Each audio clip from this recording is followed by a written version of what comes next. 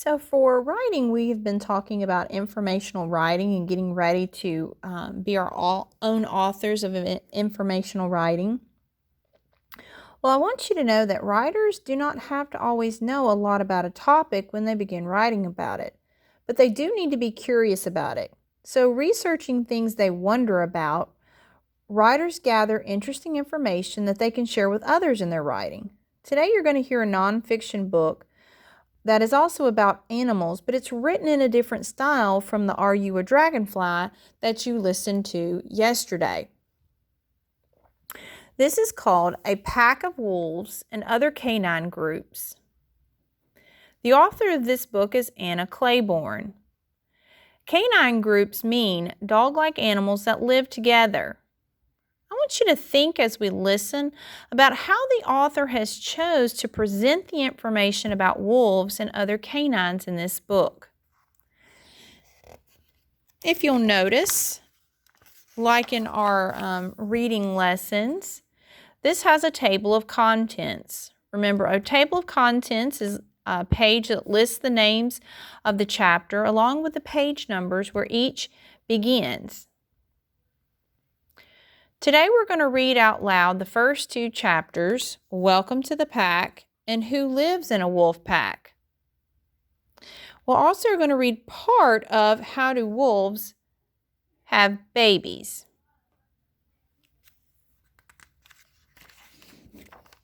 Welcome to the Pack is on page 4, so we're going to turn to page 4.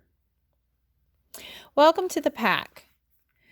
When you think of a wolf, you might think of wolves in movies, cartoons, and fairy tales. Some are shown as wild, bloodthirsty beasts howling at the moon.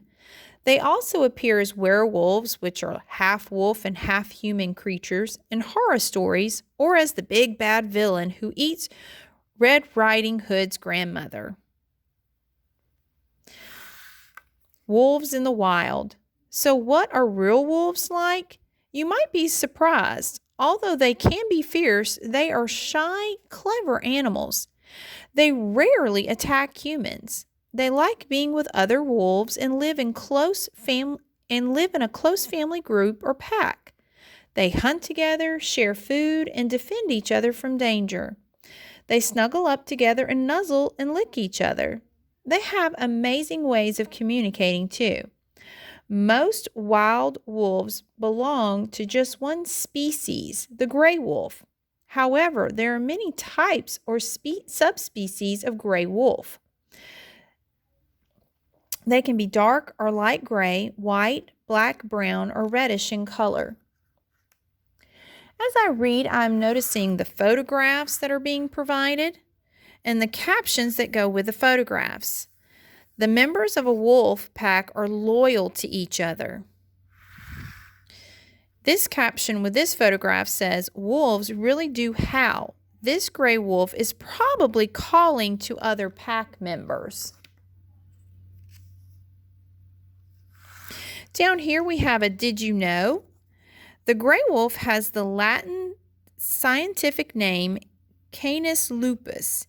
Each subspecies has a third part to its name. For example, the Arctic wolf is Canis lupus arctos.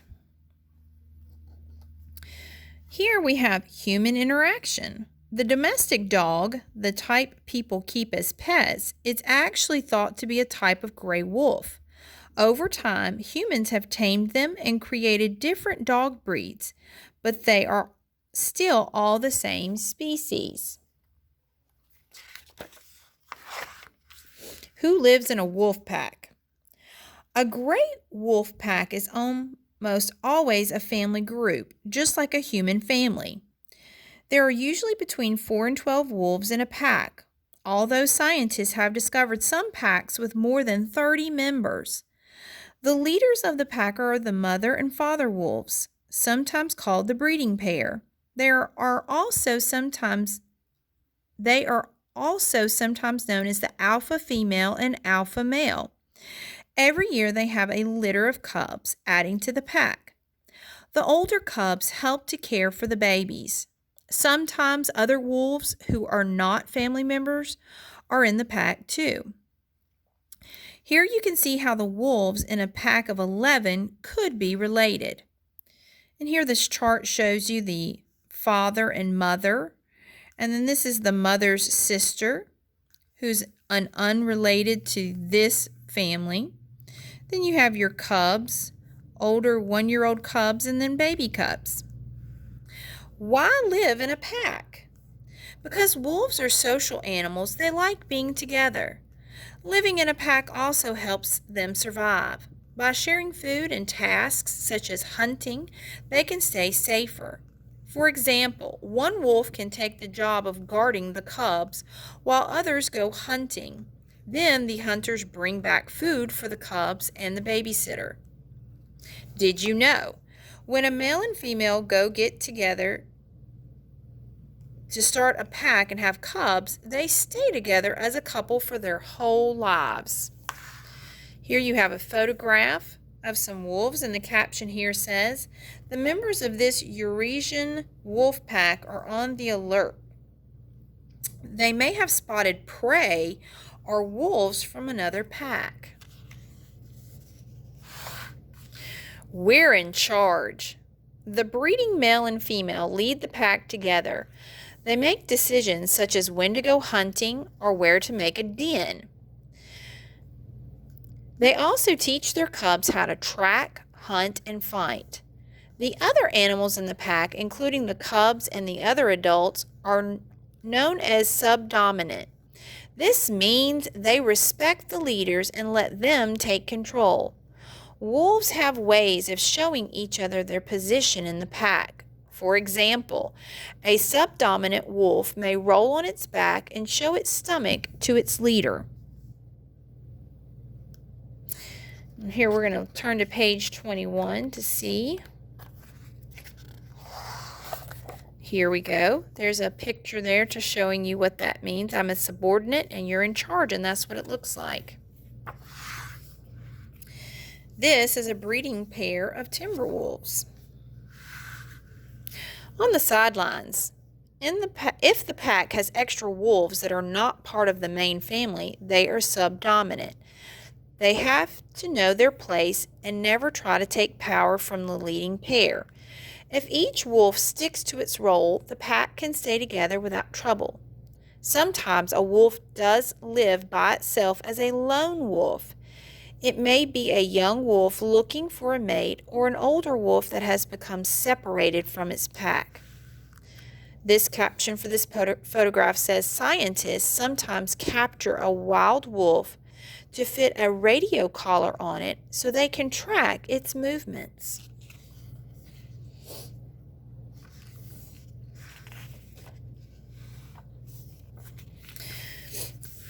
How do wolves have babies? In a wolf pack, the only wolves that have babies are the breeding pair, the pack leaders. They have a litter of cubs every year, usually in the spring. The female makes a den to have her babies in. It can be a hole dug in the ground, a cave, or a hollow, or a sheltered spot between rocks or trees. There are between 2 and 12 cubs in a litter, but usually about 6. What are wolf cubs like? Baby wolves are known as cubs or pups. When they are born, they are tiny. They weigh only about 1/100th of the weight of an adult wolf. Their eyes are closed and they cannot see or hear, but they already have a fluffy, furry coat. Once they are a few weeks old, wolf cubs love to play. They jump and skip, roll downhill, and chase and play fight each other. Like all mammal animals, the cubs feed on their mother's milk at first. Then after a few weeks, their mother and the other wolves in the pack regurgitate food for them. This means they bring up food they have already swallowed and feed it to their cubs from their mouths. I'm glad we're not wolves. And here we have a photograph. Here, an Arctic wolf cub emerges watchfully from the safety of its den.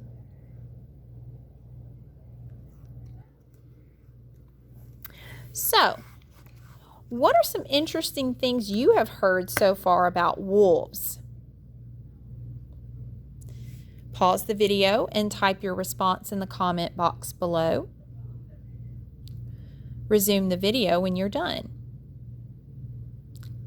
Now, remember how we were supposed to be listening carefully and thinking about how the author was choosing to present this information? So how does the author present the information about wolves in this book? I want you to pay close attention to the chapter titles and how they are presented.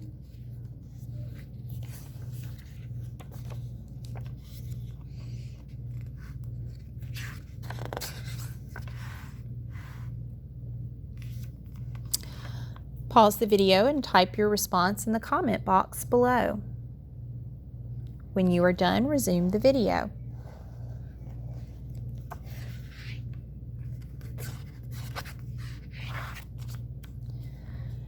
I've noticed that the author is presenting this information like questions. The chapter titles are questions, and then the actual information within the chapter is answering the question. This makes me think that the author is presenting this information in a question and answer style, which I think is very interesting and very helpful if I'm wanting to write my very first informational writing. A question and answer book presentation would be very easy for me. In the comment box below, type your final response in what kind of questions could you write in a question and answer book about an animal that you choose. Tomorrow we'll read a little bit more from this book and continue to talk about informational writing.